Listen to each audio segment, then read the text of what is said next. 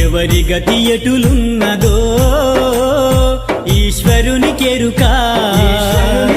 ఎవరికి విధముగా జరుగునో పరమాత్మకెరుక ఎవరి గతి ఎటులున్నదో ఈశ్వరునికెరుక ఎవరికి విధముగా జరుగునో పరమాత్మకెరుక ఎవరి స్థితి ఎటులున్నదో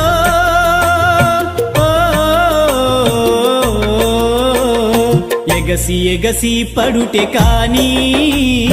అలవి కాదెవరికైనా హరిహర బ్రహ్మాదులైనా అనుభవించక తీరదు